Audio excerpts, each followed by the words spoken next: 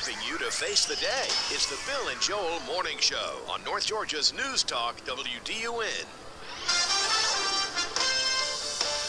6:43, 17 minutes away from 7 o'clock. Yes, equipping you to face the day, but we need to talk about equipping our students to face their future. Let's talk a little bit about something new, the SAT. No, not the concept of the SAT, but the fact that the test is changing.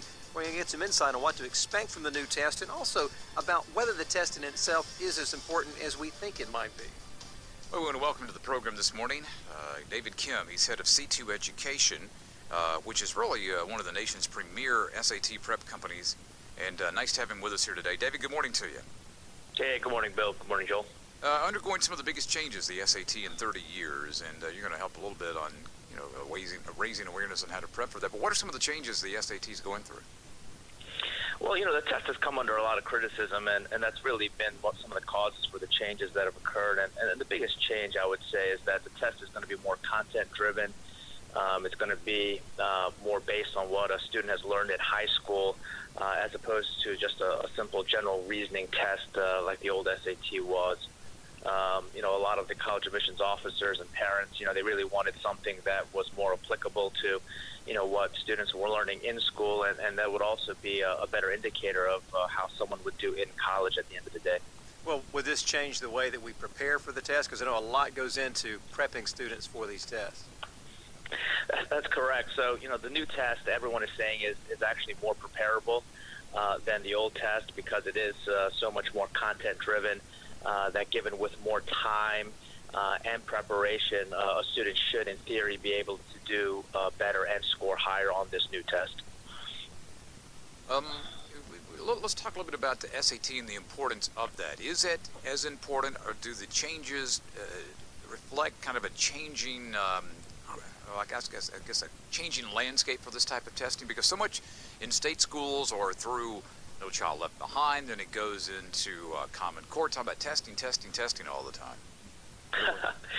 Yeah, I mean, there's obviously been a lot of criticism, lobbied toward the SAT and a lot of the standardized tests. The SAT is simply one part of the college admissions process. I mean, what we even do at C2 isn't simply just test prep, but it's really helping students get into college at the end of the day. And so this is one factor amongst multiple factors in the college admissions game. There are standardized tests, but there's also, the schoolwork that you're doing at school, your GPA, your extracurriculars, how you put your college application together.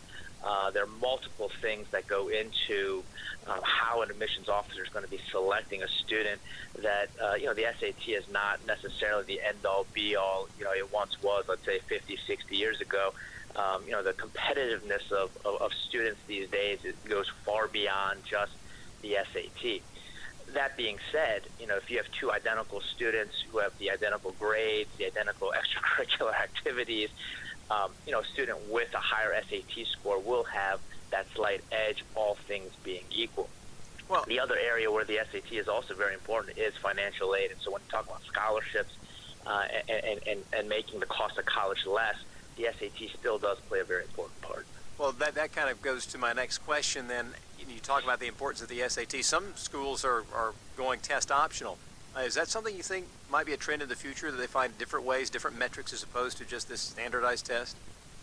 Well, there'll always be metrics, to your point, on how do you evaluate students and how do you best pick the best students for your school.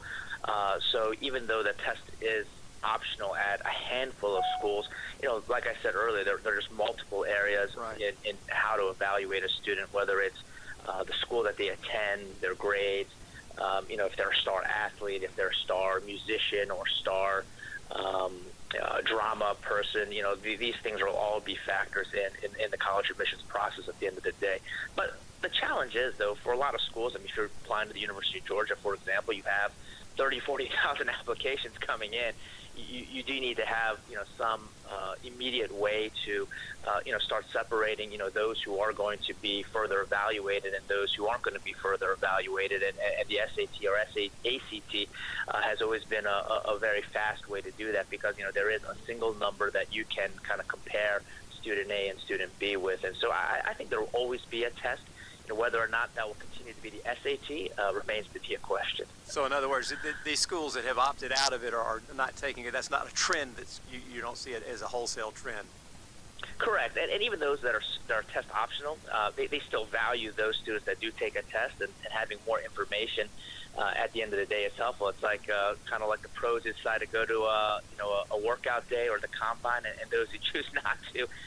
That additional information is always going to help an evaluator make their decisions. If people want to find out more, David, how do we do that? You can visit our website at www.c2educate.com. It's probably the best way. It has all of our information on it. Like I said, it's not just about test prep, but it's really about that whole college admissions process is what we really specialize in, and really helping families achieve their dreams in terms of their dream college and dream school. Been great to have you on this morning. Great insight for us and continued success. We'll look forward to talking to you again soon. Appreciate it, Bill. Appreciate it, Joel. All right, thank you much. By the way, that's the letter C and the number 2. Not spelled out. It's just not a word. So. WDUN time is 6:48.